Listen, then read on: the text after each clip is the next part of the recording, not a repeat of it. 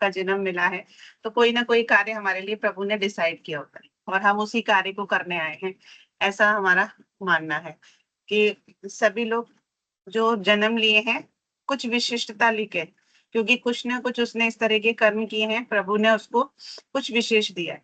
बस वो अपने विशिष्टता को जाने, अपने कर्म को पहचाने। अगर वो अपने कर्म पर, अपने विशिष्ट गुणों पर महत्व देगा, तो वो इस जीवन में भी इतना अच्छे कर्म करके जाएगा कि अगले जीवन में भी उसको भाग्य बली मिलेगा। इसके बाद हम बोलते हैं जन्म की स्थितियां। तो जन्म हमारे सभी लोगों के जन्म एक ही समय पे कई लोगों के हो सकते हैं।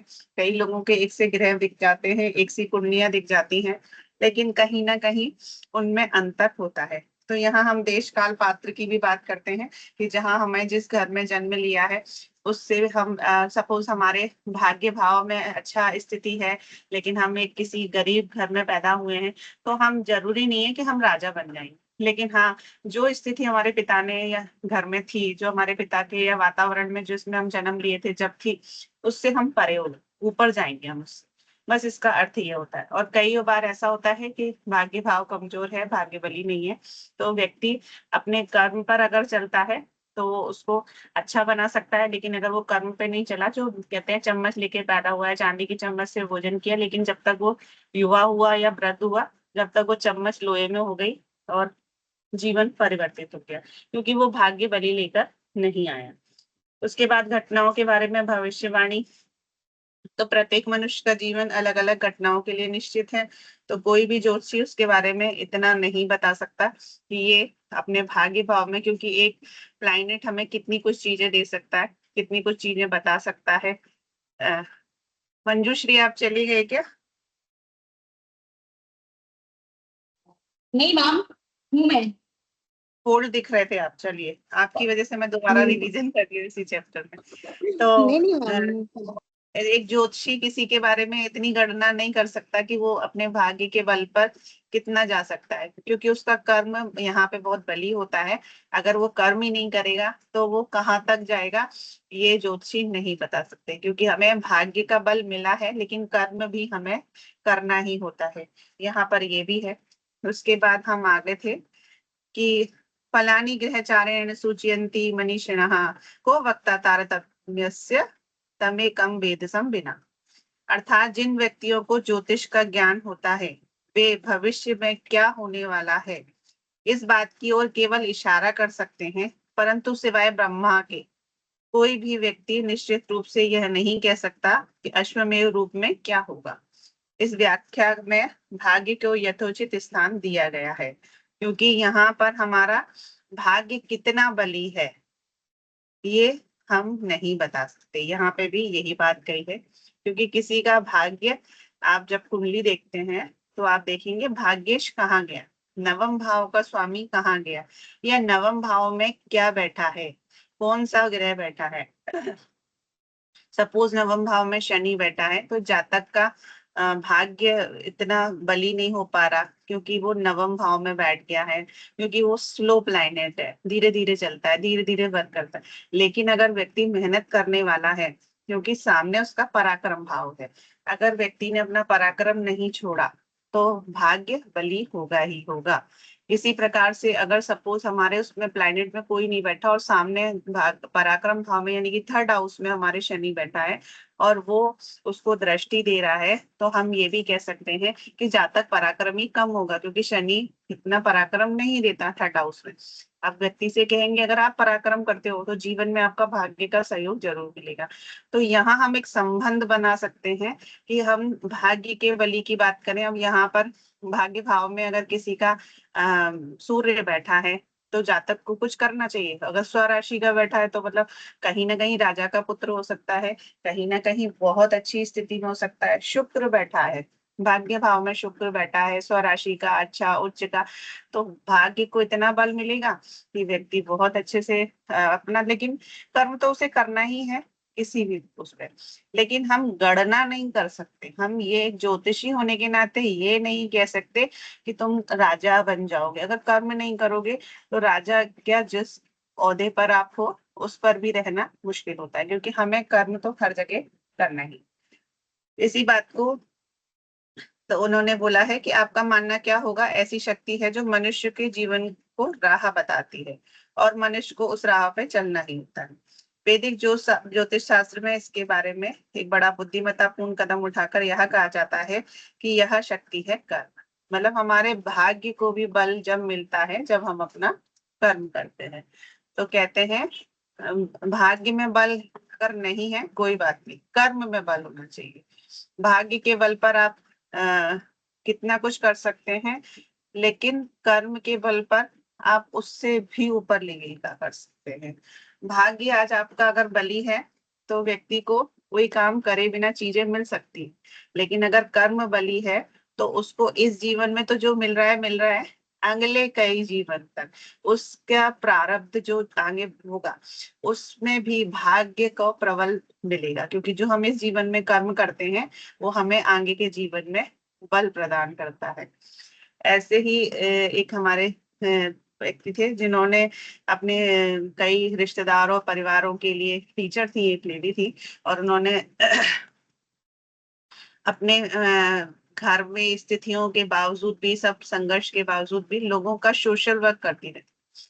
तो उनका मानना था कि मैं अपना कुछ सेविंग नहीं करती हूँ, मेरा पता नहीं क्यों ऐसा मन करता है कि मैं सब कुछ सबको कर दूं, सबको कर दूं।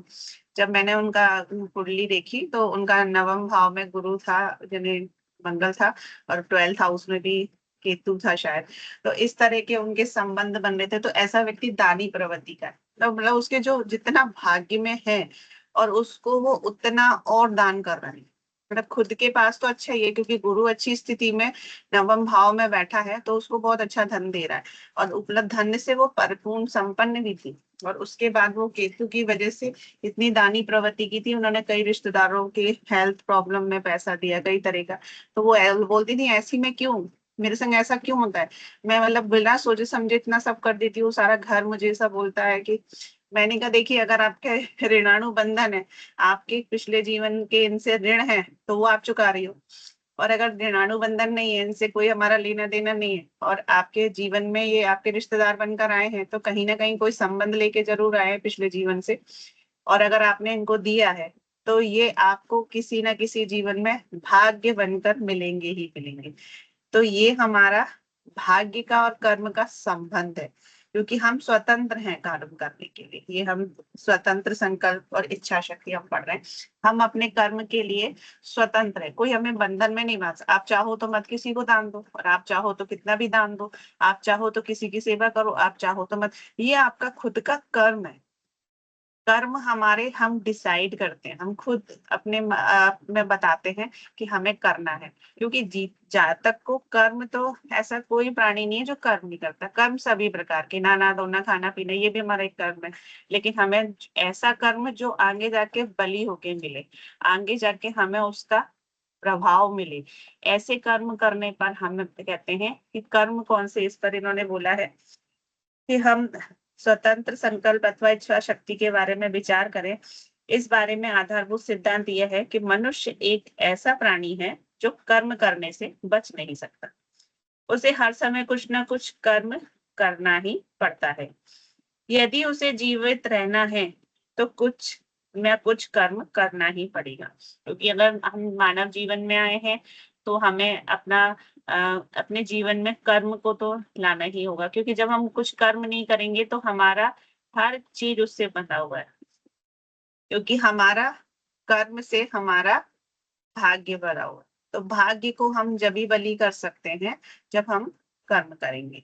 और सबसे बड़ी चीज ये है, क्योंकि हम जब जन्म लिए हैं तो हमारे साथ कई लोग जुड़े हुए हैं, और उन जुड़े हुए रिश्तों के लिए, संबंध के लिए, क्योंकि जब आप बच्चे हैं तो माता पिता के लिए, जब आप बड़े हैं तो पत्नी के लिए, उससे बड़े हैं तो संतान के लिए, जब आप वृद्ध हो गए तो अपने बच्चों के लिए।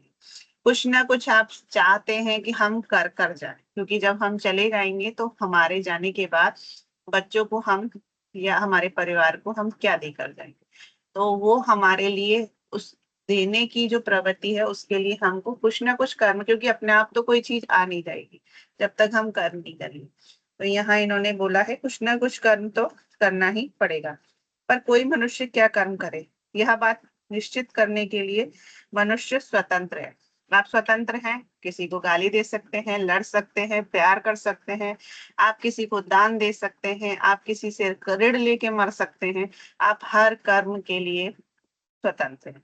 लेकिन आप एक मानव प्राणी के लिए नियम इस तरह से है कि आप कुछ ऐसा कर्म करके जाइए कि पीढ़ी दर पीढ़ी आपको लोग याद करें। जैसे कि हमारे अब्दुल कलाम जी, जैसे कि मोदी जी, जैसे कि कई हमारे जो महान लोग हैं जिनको हम आज भी, रामकृष्ण परमहंस जी, आज हम ऐसे लोगों को जानते हैं। जब हम उनकी जीवनी उठाते हैं, जब हम उनके बारे में पढ़ते हैं, तो हम कहते हैं कि हाँ, कि इन्होंने जीवन में कुछ दिया है। ठीक है ना? तो इसी चीज को हम आगे बोलते हैं कि व्यक्ति कुछ ऐसे कर्म करके जाए, क्योंकि जीवन में नहाना धोना खाना पीना अपने गृहस्थी को चलाना ये हर प्राणी करता है, कुछ विशिष्टता नहीं है। हर प्राणी के लिए निश्चित है, कोई छोटा काम कर रहा होगा, कोई बड़ा काम कर रहा होगा, काम तो सभी कर रहे हैं, कर्म तो हर प्राणी कर रहे हैं। लेकिन कुछ विशिष्ट कार्य कर कर हम जब जाते हैं तो हमें अगले जीवन में भाग्य बली मिलता है और हम मोक्ष से परे हो जाते हैं। ऐसा कहा जाता है कि कुछ ऐसा कर्म करके जाएं कि प्रभु अपने चरणों में स्थान दें। इस तरह से हम कर्म करने की लोगों को प्रेरणा दें। यहाँ पर इन्होंने बोला है कि हर प्रत्येक व्यक्ति कर्म करने के लिए स्वतंत्र हुआ है, किसी भी सीमा से बंधा, पर किसी न किसी सीमा से बंधा हुआ है। जैसा कि ऊपर बताया गया है कि ब्रह्मांड के पेचीदा ढंग से हम बहुत सावधानी से चलाया जा रहा चक्र है। प्रत्येक मनुष्य को विशिष्ट कार्य सौंपा गया है।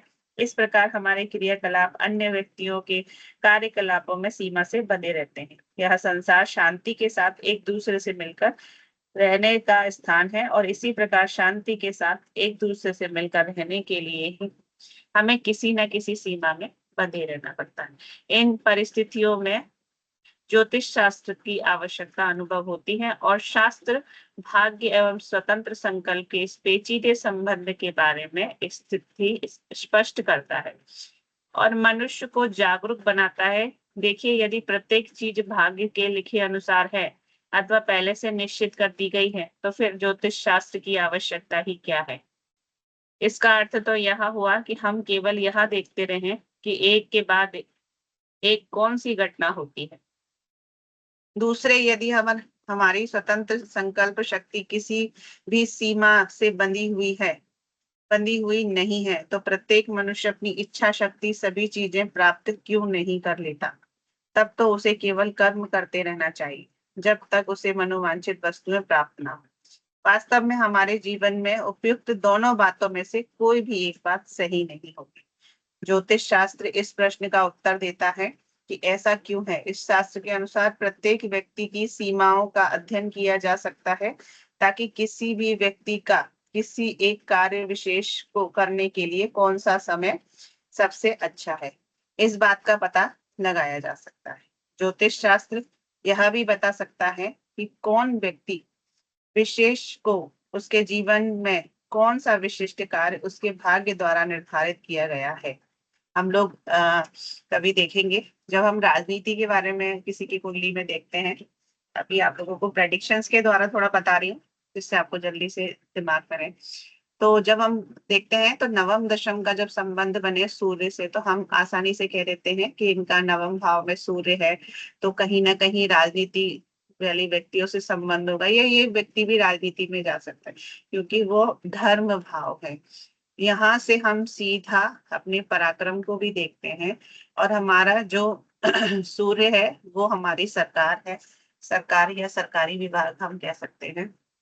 तो जब भी हम नवम भाव से यानी कि हमारे भाग्य भाव से बात करते हैं, तो राजा बन, जब हम किसी मंत्री नेता की जब बात करते हैं तो वो वहां का राजा है, वहां का सबको निर्देश देने वाला है, तो वहां का राजा है। तो हम ये कह सकते हैं कि जातक के राजनीति में जाने के संकेत है। ये लोगों की सेवा करने हैं, हालांकि सेवा करते नहीं है राजनीति के लोग, लेकिन हम ऐसा मानते हैं कि जो नवम भाव में सूर्य के स्थापित है तो वहां हम सेवा करने आया है। ठीक है, तो इससे ये पता चलता है कि हमारा नवम भाव यानी कि भाग्य भाव जितना बली है, व्यक्ति उतना ही ज्यादा अच्छा कर्म कर सकता है, क्योंकि हमारा कर्म भाव जो है वो दशम जरूर है लेकिन भाग्य के साथ बंधा हुआ है। भाग्य से पूरी तरह से बंधा हुआ है, क्योंकि जो हमारा भाग्य है उसका लाभ है, जो भाग्य है उसका लाभ जो है वो कर्म भाव है। तो अगर हमारे, देखिए कई लोगों की हम बात करते हैं तो कहते हैं कि आपके भाग्य में तो बहुत कुछ था, आपको उतना मिला नहीं। आपके भाग्य में जब कभी कोई ज्योतिषी बताते हैं तो कहीं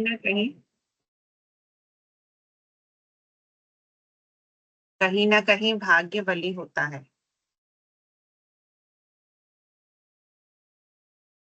तो हमारा भाग्य जब इतना बली होता है तो हमारा कर्म भी प्रबल होता है, और अगर हम कर्म को करने में सक्षम हैं या करते हैं तो फिर हमें उसके फल अच्छे। यहाँ पर ही हमारे ज्योतिषियों ने कहा है, लेकिन अगर सब कुछ डिसाइडेड है, सब कुछ पक्का है कि आप राजा बनोगे, आपको आदेश देने का मौका मिलेगा, आपको सरकारी विभाग से जुड़ना पड़ेगा। कई बार ऐसा होता है कि सरकारी विभाग से तो आप जुड़ जाते हो, क्योंकि एक व्यक्ति सरकारी विभाग में अधिकारी भी होता है और एक चपरासी भी होता है। क्योंकि कहीं ना कहीं अगर हमने बोला आपका सरकारी विभागों से संबंध होगा, एक संविदा पे भी जॉब लग जाती है, जैसे कि आप लोग जानते हैं, मतलब सरकारी विभाग में तो हम डेली जाते हैं, लेकिन हमें सरकार से उतना लाभ नहीं हो पाता।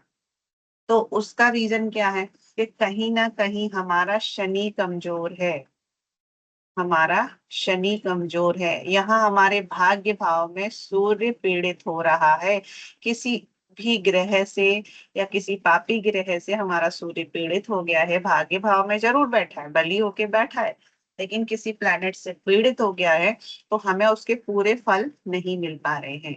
या हम ये भी कह सकते हैं कि जब हम कंपटीशन की तैयारी कर रहे हैं तो हमने इतना अच्छा प्रेजेंटेशंस नहीं किया, हमने इतनी अच्छी तैयारी नहीं की कि हमें अधिकारी लेवल की जॉब मिले। हमें इस लेवल की तैयारी करी कि हम एक वहां पे चपरासी भी बन सकते हैं, वहां पे प्यून, या हम उसको बाबू, मतलब बहुत अच्छे लेवल की हमने तैयारी नहीं कर पाई, तो हमें अधिकारी लेवल की जॉब नहीं मिल पाई। यहाँ हम इस बात को भी कह सकते हैं। तो यहाँ हमारा कर्म कमजोर रहा, इसलिए भाग्य इतना बली नहीं हो सका।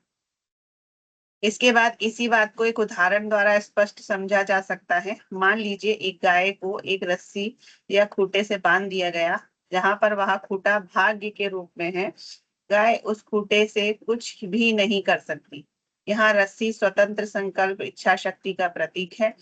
यह रस्सा कितना लचीला और लंबा है, यह बात किसी मनुष्य के भूतकाल के किए गए वर्तमान काल में किए जा रहे कर्मों पर निश्चित की जाती है। जैसा मैंने अभी आपको समझाया था कि व्यक्ति के भाग्य में तो लिखा है कि वो सरकारी विभाग से जुड़ेगा, लेकिन कुछ तो उसके पिछले कर्म थे, उसकी वजह से हमारे सूर्य के ऊपर राहु की दृष्टि आ गई तो ठीक है, लेकिन अगर उसके ऊपर हमारे किसी ऐसे पापी ग्रह की दृष्टि आ गई, नीच का मंगल देख रहा है, नीच का शनि देख रहा है, या हमारे नीच प्रभाव में आ रहा है, पाप कर्तकी में आ गया है, इस तरह से वो पीड़ित हो गया है किसी वजह से, तो हम बिल्कुल कह सकते हैं सूर्य चंद्रमा एक साथ बैठे हैं, अमावस हो गई, तो व्यक्ति को पूरा पूरा फल नहीं मिलता। तो यहाँ हम कह सकते हैं कि भाग्य लेकर आया है कि भाई नवम भाव में भाग्येश बैठा हुआ है, बढ़िया सूर्य कारक है। अपन लोग पढ़ते हैं जब, तो सूर्य हमारा नवम भाव का कारक है, और कारक ही बैठा हुआ है तो बहुत अच्छा बात है, बहुत अच्छे फल देने चाहिए उसके, लेकिन वो फल को बलि नहीं कर पा रहा। यह हमारा दशम में भी बैठा है, तो हमारा भाग्येश दशम में बैठ गया है, बहुत अच्छा संकेत है कि नवम भाव का स्वामी दशम में बैठ गया है, तो हमारे कर्म में बहुत बल मिलेगा। लेकिन हमने उतना कर्म किया ही नहीं कि मुझे सरकारी विभाग की जॉब में, क्योंकि कहीं ना कहीं वो पीड़ित हो गया, तो ये हमारे पिछले कर्मों को, राज के कर्म जो हम करते हैं उनसे बंधा पड़ा हुआ है। तो भाग्य तो हमारे पास है, लेकिन वो किसी ना किसी चीज से बंधा पड़ा हुआ है। उसके बाद इन्होंने बोला है कि वहां गाय जहां तक उसका रास्ता लंबा जा रहा है वहां तक कहीं भी घूमने के लिए स्वतंत्र है। यदि उसके पास कोई गहरा गड्ढा है तो वह उसमें भी गिर सकती है, चाहे वह चाहे तो सावधानी पूर्वक उस गड्ढे से बच भी सकती है। यही हाल प्रत्येक मनुष्य का है। जब हम किसी ज्योतिषी के पास जाते हैं तो हम वो एक ज्योतिषी यही कहते हैं कि आप ना सरकारी विभाग में तो जाइए, लेकिन इस फील्ड में जाइए, आप इस तरफ वर्क कीजिए, क्योंकि और भी जो उसको दृष्टि दे रहे हैं या उस कर्म भाव में जो बैठे प्लैनेट है वो किसको बलि कर रहे हैं, तो आप उससे आपको बल मिलेगा और बल मिलने की वजह से आप इन गहराइयों के जो आसपास के जो आपके भाग्य को निर्बली बनाने वाले जो गड्ढे हैं उनसे बच सकते। हमने ऊपर देखा कि सभी प्राणियों के लिए कोई ना कोई चीज पहले से निर्धारित है। हमने यहाँ भी देखा कि मनुष्य की स्वतंत्र संकल्प इच्छा शक्ति होती है, पर वह हमारे कर्मों के अनुसार सीमा से बंधी रहती। अब कोई व्यक्ति कह दे मैं तो ये कर लूं वो कर लूं, लेकिन उसके अंदर कहने में और करने में बहुत अंतर होगा। क्योंकि एक वृद्ध से कह दिया जाए कि वो ऐसा काम कर ले जो एक बच्चा या युवा ही कर सकता है, या किसी भी बात को हम ले सकते हैं यहाँ पर कि हमारी जितनी सीमा है अब हम उतनी ही सीमा में काम कर सकते हैं। हम सीमा से परे जाना बहुत मुश्किल होता है। 100 में से 1000 में से कोई ऐसा होगा कि जो अपनी अपेक्षा है, जो अपने स्वतंत्र इच्छाएं हैं उनको वहां तक ले जा सके जहां तक उसने सोचा है। क्योंकि इच्छाएं तो सबकी, ऐसा कोई प्राणी नहीं होगा जिसने अपनी इच्छाएं ऊपर तक नहीं रखी हो, लेकिन इच्छाओं तक पहुंचना उसके कर्म पर डिसाइड करता है और भाग्य पर भी, क्योंकि भाग्य व बली होना यहाँ जरूरी है। मैं पिछली बार इस पर एक कहानी सुना चुकी थी।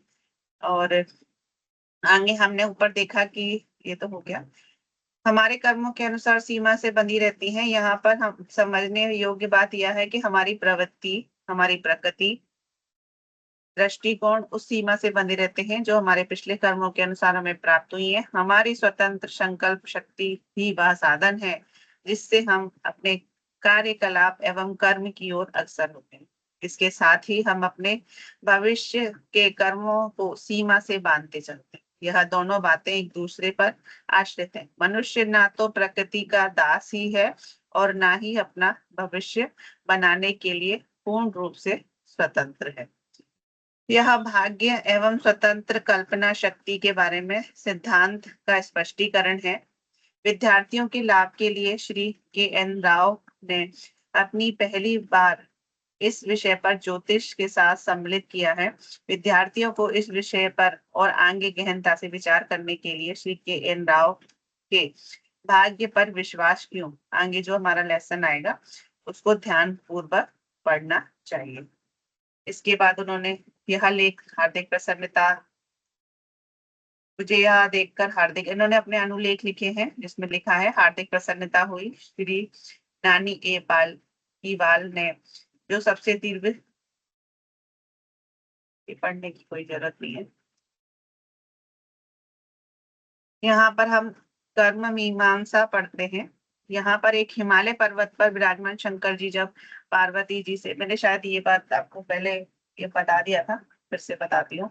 एक बार हिमालय पर्वत पर शंकर भगवान और पार्वती जी बैठे होते हैं, तो पार्वती जी ने पूछा कि आपने बताया कि मनुष्य जो भी भली बुरी अवस्था है वह सब उसके अपनी ही करनी का फल है, किंतु लोक में यह देखा जाता है कि लोग समस्त शुभाशुभ कर्मों को ग्रह जनित मानकर प्राय उन ग्रह नक्षत्रों की आराधना करते हैं। श्री महादेव जी बोलते हैं, हे देवी, तुमने उचित संदेह उपस्थित किया है। इस विषय में जो सिद्धांत मत है उन्हें सुनो। महाभागी, ग्रह और नक्षत्र मनुष्य के शुभाशुभ सूचना मात्र है, सूचना मात्र देने वाले हैं। वे स्वयं कोई काम नहीं करते। प्रजा के हित के लिए ज्योतिष चक्र के द्वारा भूत भविष्य और शुभाशुभ फल का बोध कराया जाता है, किंतु वह शुभ कर्म का सूचना शुभ और ग्रहों द्वारा प्राप्त होती है और दुष्कर्म के फल की सूचना अशुभ ग्रहों द्वारा। केवल ग्रह और नक्षत्र ही शुभाशुभ कर्म को उपस्थित नहीं करते, सारा अपना ही किया हुआ कर्म शुभाशुभ फल का उत्पादक होता है। ग्रहों ने कुछ किया है, यह कथन लोगों के प्रमाद मात्र है। लोगों का सोचना ही है कि हमारा शनि की दशा आई तब हमारे साथ ऐसा हो गया, शनि की 7.5 में जातक बर्बाद हो गया, राहु की दशा आई तो वो बर्बाद हो गया। इस तरह से जब हम बात करते हैं तो राहु की स्थिति ऐसी भी आती है कि जातक को बहुत ऊपर लेवल पे चली जाती है। शनि की 7.5 हमेशा बर्बादी नहीं करती। कई लोग शनि की 7.5 में मकान भी लेते हैं, शनि की 7.5 में बहुत कुछ अचीव करते हैं, क्योंकि शनि हमारा कर्म प्रधान है। अगर हमने कभी अच्छा जन्म कर्म कर आए हैं या हमने जीवन में, तो कहती हूँ शनि हमेशा इसी जीवन में अपने इन्हीं कर्मों का फल देता है। शनि की हमारी पूरे जीवन में 3 साढ़े सातियां आती है, और ये तीनों साढ़े सातियों में एक बचपन में पड़ जाती है, एक युवा में पड़ती है और एक वृद्ध में पड़ती है। तो जो हमारी बचपन में पड़ती है उस पर हम कह सकते हैं कि इतना कोई असर नहीं होता, क्योंकि हम माता पिता के भाग्य से चलते हैं। हमें जो कर्म बच्चों को जो बताया जाता है, वो जैसे कि सुबह उठो, नहाओ धो, पैर छुओ, पूजा पाठ करो, ये सब माता पिता ही सिखाते हैं। और इन्हीं कर्मों के द्वारा जातक जो बच्चा होता है वो उसी अनुसार चलता है, तो उनको कोई दोष नहीं लगता। बच्चे को आपने जैसे कर्म दिए हैं वैसा करता है, तो साढ़े साती का प्रभाव छोटे बच्चों पे नहीं आता।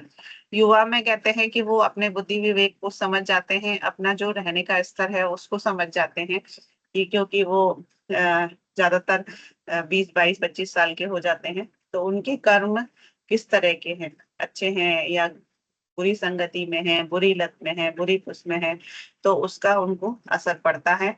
लेकिन वो जब भटकते हैं, जो कहते हैं 20 से 40 साल के बीच में जो युवा अवस्था रहती है, इस बीच में जो साढ़े सातियां पड़ती है, उसमें व्यक्ति को बहुत संभल के चलना होता है। वो व्यक्ति को बर्बाद करने की ओर ले जा सकती है, धन हानि या जन हानि हो सकती है। लेकिन जब हम तीसरी साढ़े साती की बात करते हैं, तो वो हमारे जीवन का सार होती है। हमारा बचपन से लेके जो हमारी वृद्ध अवस्था आती है 50 से 70, इस अवस्था में हम 80 भी हो सकती है। इस अवस्था में हम ये कह सकते हैं कि जीवन में जितने भी आपने कर्म करे हैं शनि से संबंधित, जैसे कि कपट किया है, ज्यादातर लोग कपट करते हैं कि हम किसी के साथ कुछ और, किसी के साथ कुछ और दिखाते कुछ और। तो जो कपटी व्यक्ति होते हैं, वो कपट जो होता है वो शनि का होता है, और शनि उसी जीवन में आपके फल देता है। तो जो कपटी व्यक्ति होते हैं, तो जीवन में कहते हैं ना कि बुढ़ापे में आके इंसान का जीवन पूरा निकल जाए पता नहीं चलता, क्योंकि वो अपने संघर्ष से पूरा जीवन काट, लेकिन जब बुढ़ापा अच्छा निकल जाए तो समझ लो जीवन में व्यक्ति के कर्म बहुत अच्छे थे, क्योंकि कहते हैं जिसकी मृत्यु अच्छी होती है उसका जीवन बहुत अच्छा होता है। जिसकी मृत्यु के समय उसको परेशानियां हो रही हैं, प्राण नहीं निकल रहे हैं, काफी समय से वो बिस्तरों में है, या किसी तरह से उसके कर्म हैं इस तरह के, कुछ पिछले कर्मों का भी लेखा जोखा है, ये नहीं कहते, लेकिन शनि का जो असर है यानी कि कपट का जो प्रभाव है वो इसी जीवन में अवश्य अवश्य मिलता है। और अगर बाई चांस आपका मृत्यु का समय या किसी भी जातक का मृत्यु का समय आ गया और उसके बावजूद उसका कपट रह गया, यानी कि उसके भोग रह गए, तो जब आपने अभी दशा पढ़ी होगी, ऐसे व्यक्तियों को शनि की दशा या पैदा होते ही साड़ी की साढ़े साती मिल जाती है, और वो सीधे मशीनों में रखे होते हैं, ऑक्सीजन लग जाती है, और उन्हें कई कई यातनाएं जन्म लेते ही झेलनी पड़ती है, क्योंकि जितनी हमारी शनि की दशा का प्रभाव रह गया है, या हम जितनी भी दशा पहले की, अभी आप वैसे कोई बोल रहा था कि जो दशा हमें भुक्त हो गई है वो हम पहले जीवन में भोगी थी, कैसे पता चलता है? तो वो ऐसे ही पता चलता है। और कभी कभार आप देखिए कि बहुत अच्छे सिंहासन पे बैठे हैं या बहुत अच्छी स्थिति में हमारे बुढ़ापे में हमारे बुजुर्ग लोग रह रहे हैं, कि सब कुछ है या सब कुछ अच्छा है, आराम से जीवन यापन कर रहे हैं, और एक हमारे एक रिश्तेदारों में दादी थी जो अच्छी थी, बहुत भजन भजन मंदिर जाना, पूरे टाइम पूजा पाठ करती थी। एक बार वो अपने किसी रिश्तेदार के गई, रात को सोई और सुबह उठी, बाथरूम गई और वहीं रखी रह गई। तो उस मौत को जो हम बोलते हैं कि हाँ ऐसी मृत्यु मिली तो बहुत अच्छी मिली, परमात्मा के पास जाने का पूरा रास्ता खोला, तो अब ऐसा व्यक्ति जब जन्म लेगा तो कैसा लेगा? मैं तो बिल्कुल बोलती हूँ कि किसी राजा के समान जीवन लेगा, कि पैदा होते ही उसे चांदी का चमचा मिलेगा। क्यों? क्योंकि उसने जब अंतिम समय में भी वो किसी अच्छे मेहमानों की तरह रह रहा है, जिसके यहाँ वो था वो मेहमानों की तरह था। 15 दिन मायके में थी वो जो भी दादी थी, तो अपने मायके में भी इतने मेहमानों की तरह रह रही थी कि हाथ में चाय पानी सब व्यवस्था, फिर भी वो चली गई उस समय। तो कहीं ना कहीं वो राजपाट में थी, और राज्य में ही वो इतने राजपाट में चली गई, तो उनको कहीं ना कहीं राजपाट। तो जो हम भोग रहे हैं या हम जो भोग कर आए हैं, वो अगर दशाएं रह गई हैं तो हमें वो दशा जब मिलती है, जो अच्छी हैं तो अच्छी मिलती हैं और बुरी हैं तो बुरी मिलती हैं। यहाँ से मैं दशाओं से इसीलिए कनेक्ट कर दिया है। तो हमारे ग्रह हमारे कर्मों पर डिसाइड है, और कर्म से हमारा भाग्य जुड़ा हुआ है। तो ये हमारा अध्याय समाप्त हुआ। आप लोगों को इसमें कुछ पूछना है? ये कौन है? Please leave the package bye. Off करिए, सॉरी माइक ऑफ करिए, ऑन करो आवाज। कौन है ये? Please leave the. गायब हो गए भैया। चलिए, और किसी का कोई प्रश्न है? मोनिका जी कैसे हैं? अच्छी हूँ मैम। और सुनाइए, क्लास लीव कर दें? आपकी मर्जी मैम। आज इतने कम लोग आए, किसी से बातचीत ही नहीं हो पा रही है, तो मैं तो नहीं बोल रही हूँ तो मेरे गाल दर्द हो रहे हैं। आज आई थिंक ये नवरात्रि चल रहा है ना, तो शायद इसीलिए कम लोग होंगे। सही बात है। क्या हम लोग बोलने वाले हैं, आप तो जानती हो। अच्छा लगता है ना मैम, इसलिए हमें सुनना अच्छा लगता है क्लास को। तो हम बोलते कम है तो हमारे गालों में दर्द हो जाता है कि हम कम बोले, एक्सरसाइज नहीं हो पाती। और मंजूश्री समझ में आ गया आपको? मंजूश्री जी जी मैम, बिल्कुल क्लियर हो गया। जी, पिछली बार का भी आपका छूट गया था, एक स्टोरी भी थी वो मैंने सुना दी, अब दोबारा ना सुनाते हुए हम लोग सर्वे में बंतु करते हैं। सोनाली जी कैसे हैं?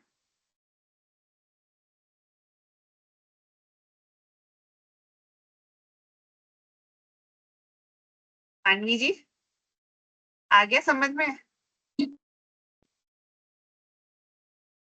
चलिए। सर्वे भवन्तु सुखिनः, सर्वे सन्तु निरामया, सर्वे भद्राणि पश्यन्तु, मा कश्चित् दुःखभाग् भवेत्। ओम शांति शांति शांति। जय गणपति सभी को। बहुत कम लोग आते हैं तो अच्छा नहीं लगता मुझे। जय गणपति की मैम। मैम जय गणपति। जी जी। मैम नेक्स्ट सैटरडे है, उस दिन तो शायद दशहरा है, तो मुझे लगता है उस दिन फिर गायब हो जाएंगे सबके सब।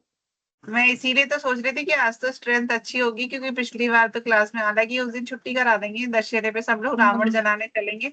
रावण ने सबकी सबकी सीता को लूटा है, अपन सब चलेंगे। बिल्कुल मैम।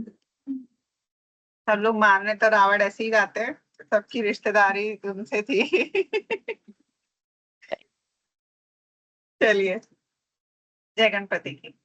कई लोग तो सिर्फ जय मुझे लगता गणपति है की मैम। क्लास में है भी कि नहीं बोल ही नहीं रहे। मैम सबकी आरती का टाइम हो गया ना।